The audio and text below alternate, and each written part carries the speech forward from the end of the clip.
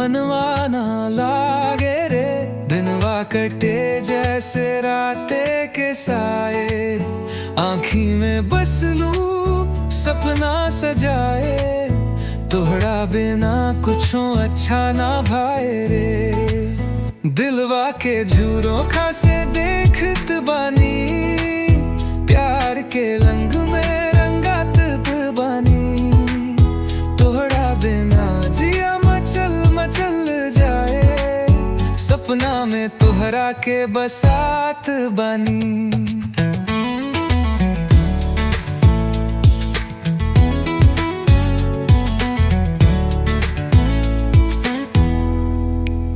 सूरज उगेला मगर रोशनी ना लागे, चांदनी रात भी अंधेरा बुझाए। तोहरा बिना सब कुछ अधूरा लागे, जिंदगी के पन्ना सुना सुना बाए।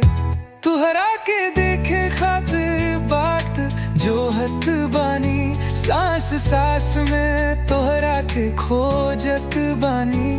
धरती आकाश भी साक्षी बन जाए, प्यार के अगियाब बुझाए ना जाए।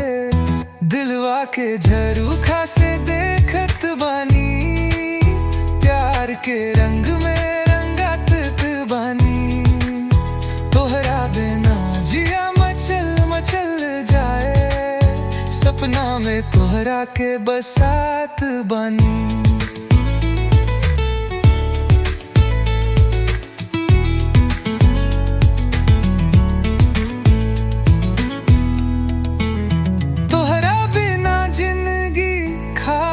खाली लागे, दिलवा के धड़कन अब बोलत बानी।